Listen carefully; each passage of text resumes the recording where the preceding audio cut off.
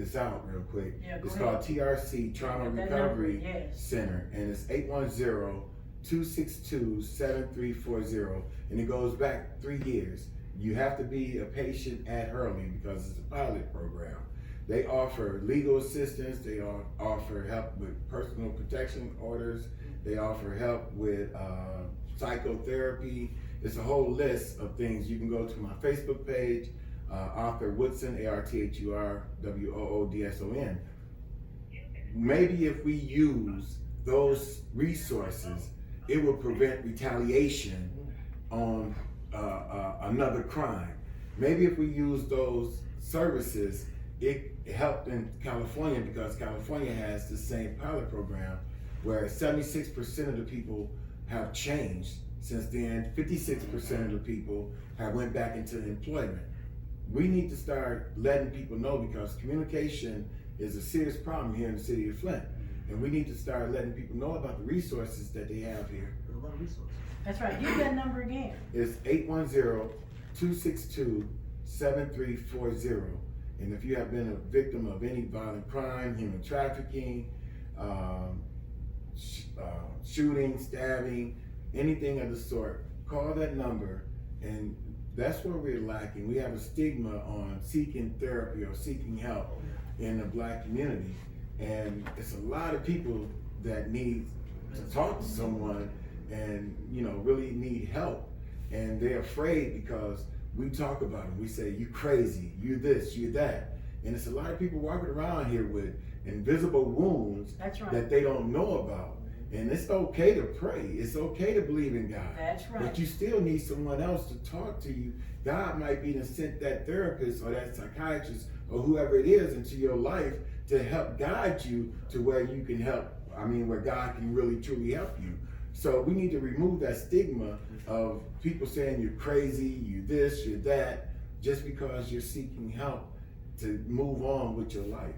And I want to echo that as well. I think it's very important that people understand that it's okay to get mental health treatment and mental health services. The significant majority of the criminal cases that I've had representing criminal defendants in this community, they had mental health issues, some type of underlying mental health issues. And a lot of times, like Mr. Woodson said, people, there's a stigma attached to it, so you think that you can't go get help or you shouldn't go get help. Well, my take on it is no one asks for mental health disorder any more than someone asks for physical health disorder. No one goes in and says, you know, hey, I want to have asthma or I want to have cancer or, you know, sign me up for arthritis. Nobody does that. And the same thing with mental health. No one says, I want to have anxiety, I want to have depression, I want to have a bipolar disorder. So it's not your fault. If you have mental health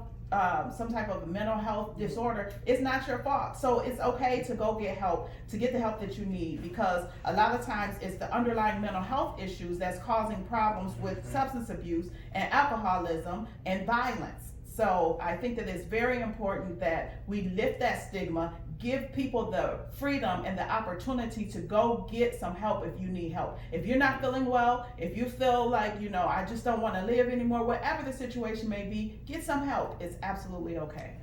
Thank you, Tabitha. And that's a problem in the courts. What Attorney Marsh was saying. We don't have enough judges who make space for people with mental health issues. I was dealing with a case recently where I had a person who tried to commit suicide, and she really needed help desperately.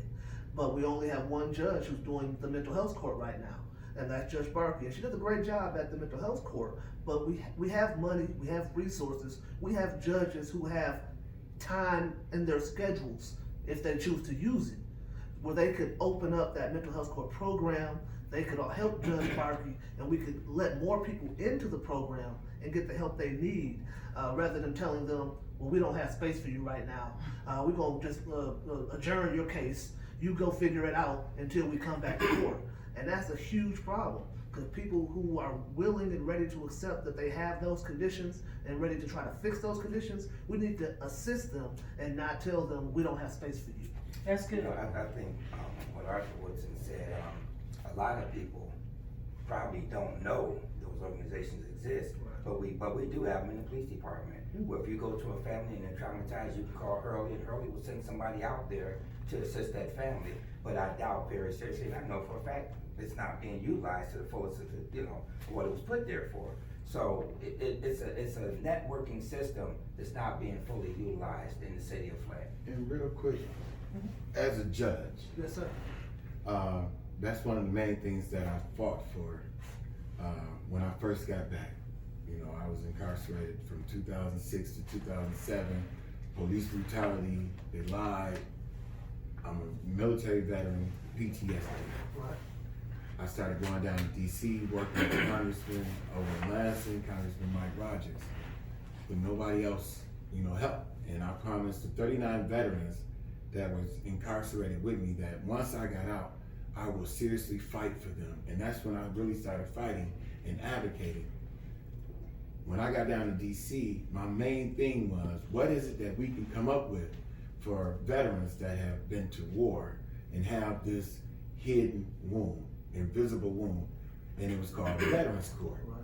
where as soon as a veteran gets incarcerated, a counselor goes over to the county jail, speaks with this veteran, takes him out, and then he has a year to do what he has to do, and once he goes in front of Judge Barkey, his record is diminished, right?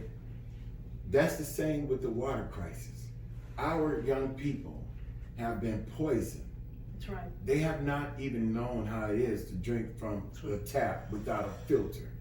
They don't know what it's like to live a normal life because lead changes their behavioral That's right. pattern. That's right. What can we do for the kids that's coming in front of the judges and the attorneys, prosecutors with these issues? Are they being evaluated once they are locked up? Are they being evaluated and given nurses and behavior counselors while they are in foster homes and juvenile detention centers? What are they doing for our young people right now? Is this the reason why crime is going up? Because these kids that was poisoned are having behavior issues, and we're saying it's no training in the home, not looking back There that it these is. kids were poisoned. We're poison. That's What right. are we doing about that? Where are the resources? Where are the people? Where is the leadership that's supposed to be fighting for these kids? We already see that they're taking $1 million from them in school where they can't even get special needs teachers. So what is it that we're gonna do? And these are some of the things that once we are in office, as elected officials, we have to hit the ground running. And we have not seen anyone hit the ground running, fighting for the people here in the city of Flint. It's time that we not ask anymore. It's time that we stop singing and start swinging. I don't want to have my granddaughter singing "We Shall Overcome" in 20 more years when they were singing it back in 1964. Not to take anything away from them. I'm talking about right now. We should not be singing "We Shall Overcome." We should have overcame by now. It's time for us to stand up as elected officials, as leaders, and fight for what the people deserve and not keep on fighting each other, saying that I'm gonna do this, knowing good and well you're not gonna do anything once That's you get right. in office. Well, you got a lot of people just talking the talk. Yeah. They talk the talk, but they never walk the walk.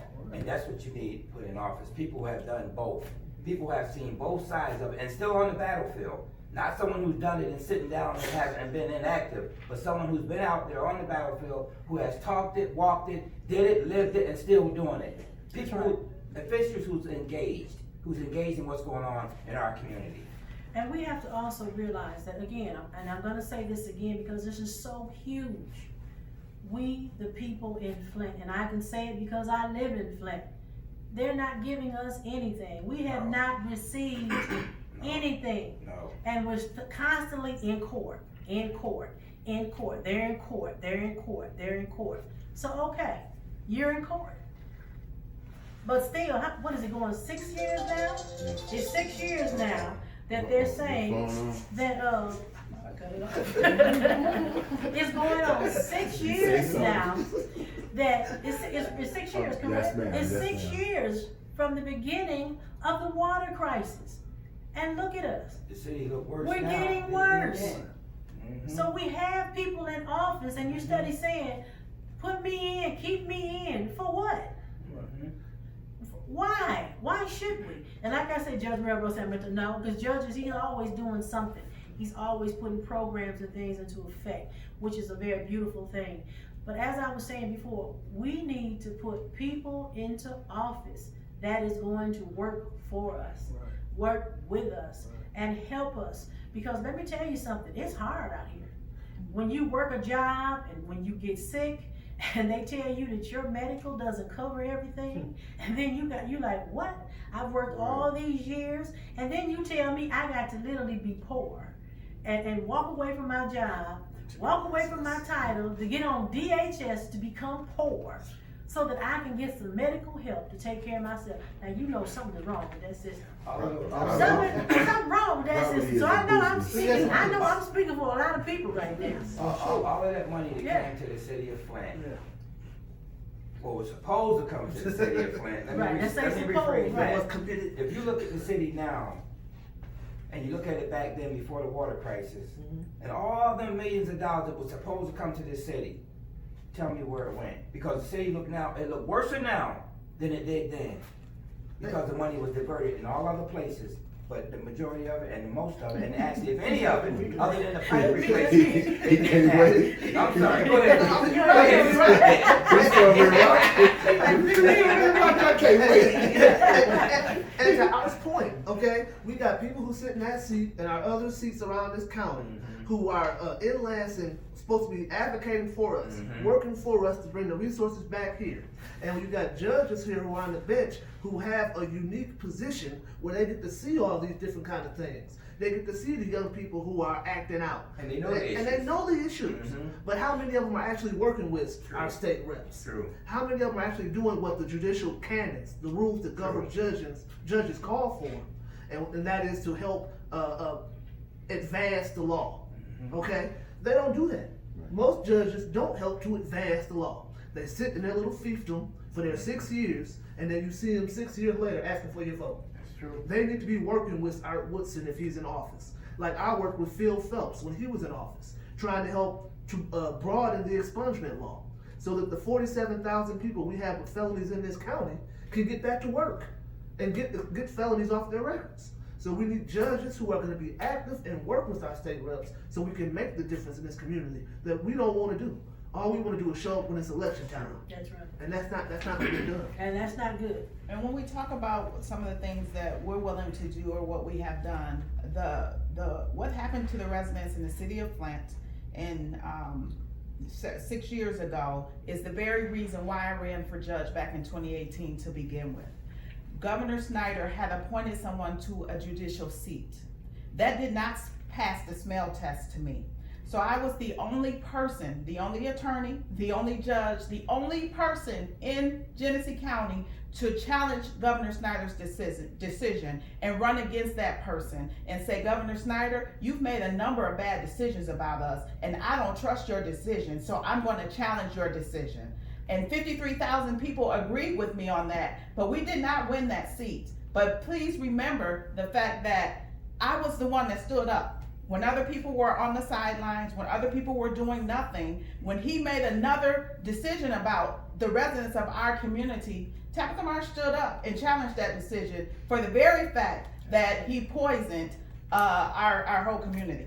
This right here is what we need in Flint. Even if I don't win or if I win, whoever wins, we're supposed to be able to come back That's right. to each individual That's right. that's sitting here right now That's true. and ask for your input. This is what your platform was about.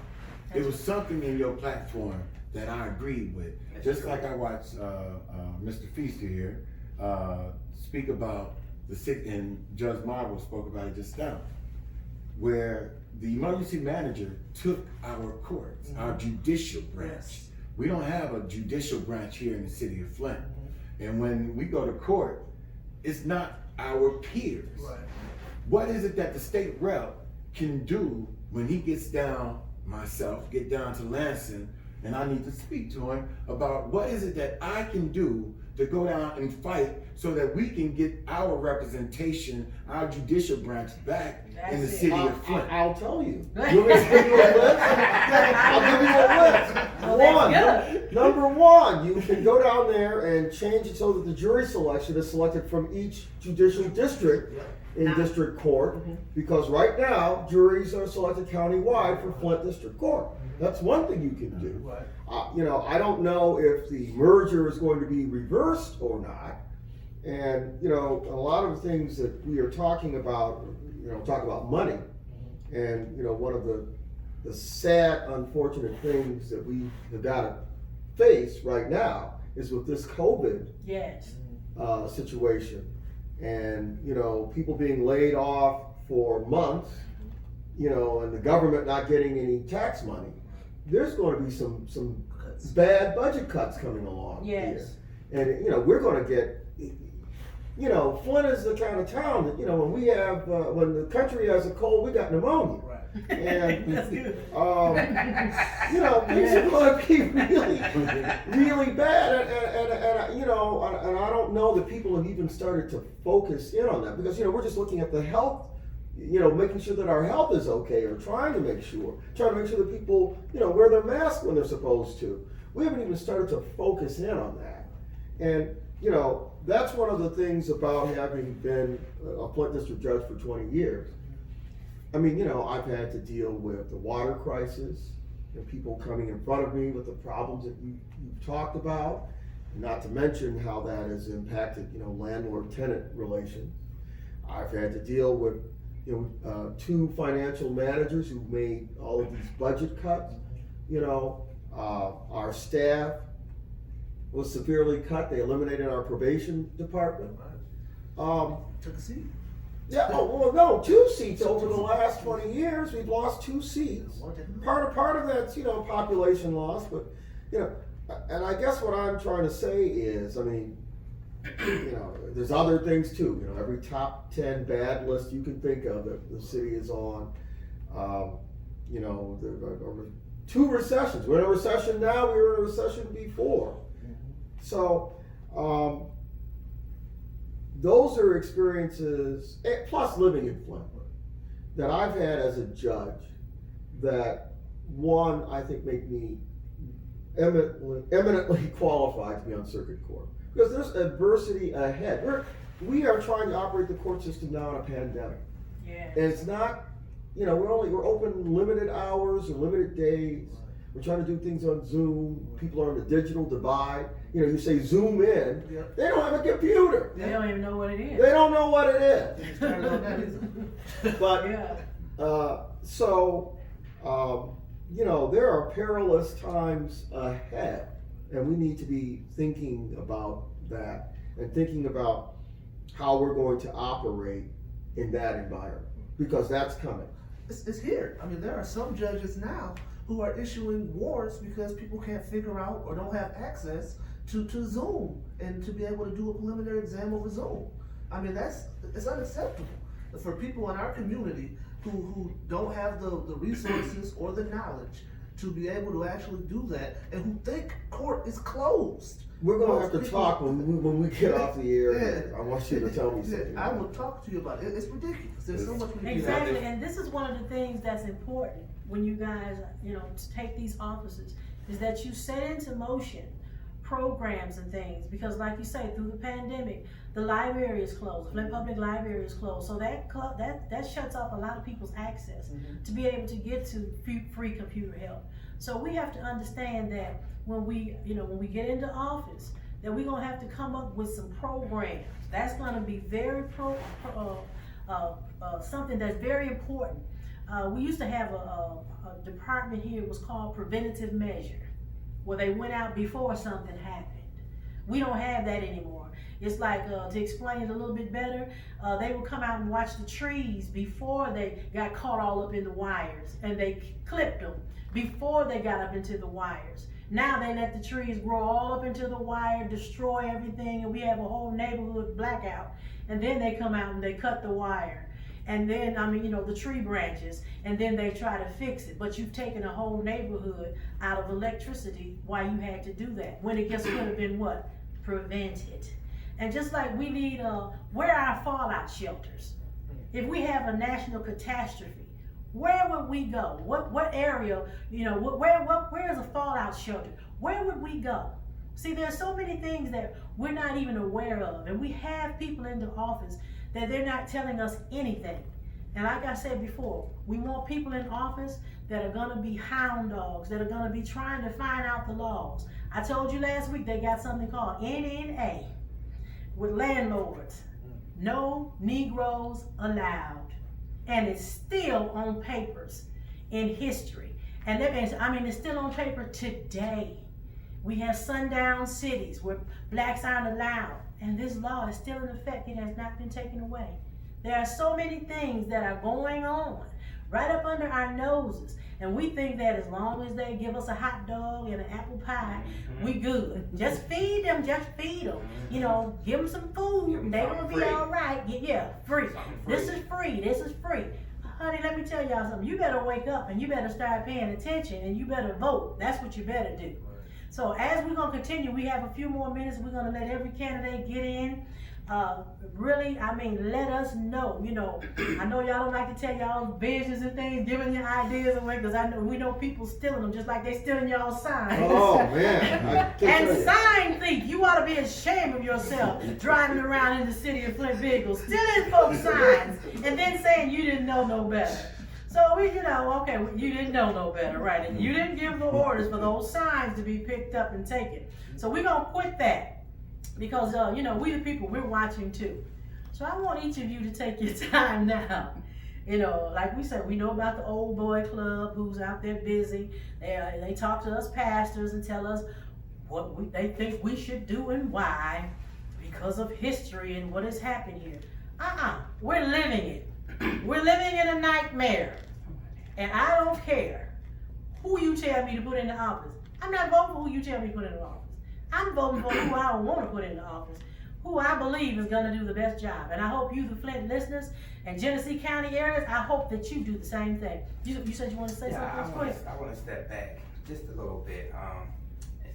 And we've all seen it. Every time election come up, you have people all come out of every crack in the city and they want to talk about what they want to do, what they're going to do when they get in office.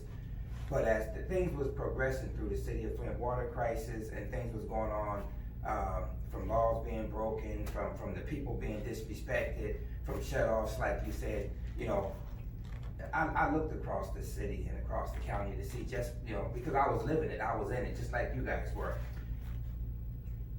I didn't see the sheriff department anywhere. I didn't see them anywhere. But when election time come up, they always come into the city then, and they want to take our vote. But throughout the whole crisis, and matter of fact, was asked to come in and asked to help with the 911 calls and asked to help police the city when we were in the thick of it. I was told they couldn't do it. They didn't have the resources, didn't have the manpower. Now we're out there operating with 5 officers in a city of 100,000 people, and we were able still to drive that crime down because of the help of the citizens. Mm-hmm. We bridged that gap. That gap was bridged between the citizens and the police department. It was all kind of innovative ideas put out there, the intelligence center, the CAT squad, the Cat Eye program, and we were working with the citizens to make it happen. If we hadn't had the support of the citizens, we'd have been totally blown out the water. And that was because you cared. That was because I cared. And when you were in there, we knew that you cared. I lived on the north side when you was there. You cared. You came through our neighborhood quite often. Not bragging on you, but bragging on you. Because you did. You showed yourself. You came over there, and I'm telling you, and you did. 40 years in law enforcement. But I had asked the citizens for their help. I had to be there. I was the one asking. But I was there. 3 or 4 o'clock in the morning, it didn't make a difference. When I got that phone call, I was there. But I had to be, because the citizens was there when I asked them to be there. Right. They were there helping us police that city. And that's how, it wasn't a police thing. And it wasn't a me thing, it was a we thing. We did it together. I'm gonna say this, I'm glad that I was invited with judges and law enforcement, justice system. And that's what it takes, as far as trying to be the elected official. I can adapt and speak on each level of concern. That's right. We've been sitting here talking about the judicial system, and I'm able to speak on those levels where the candidate that's in office right now hasn't spoken about anything on any level of what's going on here in the city of And Flint. let me say, I And- have invited them. So I don't want the listening audience to ever think for 1 minute that I have not I have invited everyone to come on this show so that you could hear them personally, so that they could say Good what point. they wanted to Yeah. say. And like I said, I don't do anything scripted. That's a good point. I put everybody on here, and I don't call them up and say, okay, now, let me tell you the scoop. No, I put them, we come on here, and it's non-scripted. So I asked every candidate to be on here, and all they gotta do is call. The phone number is always on the program, and I'm very easy to find. Okay, go ahead. And, you know, I'm not attacking this, state rep Millie, but I understand the mask up, I understand COVID-19, but sometimes it's good to take the mask down so that people can hear you talk Exactly. and what you stand for and be vetted. My issue here is that riding through the neighborhood in the city of Flint, Sheriff Swanson and Prosecutor Layton, and I don't have anything against them, but it's an insult to me to see that their signs are posted next to just liquor stores in the city of Flint, and I'm mad about that. And Good I know that they're gonna observation. see this, and I want them to see this, and I want them to go move those signs and put them in different areas of the city other than next to just liquor stores. Because the liquor stores is a symbolic or issue to me, because that's where we have a lot of Our problems community. at. And by you putting your sign next to them, that means that you're trying to get the people's attention. You know that it's an issue there. You know that it's a lot of people there, but you're not doing You're playing anything the about political game. Okay, now. those issues right there. So I just wanted to make that statement. You know, like I said, I don't have anything against them, That's good. but putting those signs just in those locations and nowhere else have I seen the signs inside the city of Flint is a problem to me. That's- So I thought I would make that You statement. know what, all right, that's one good thing about you. You definitely gonna be a bulldog.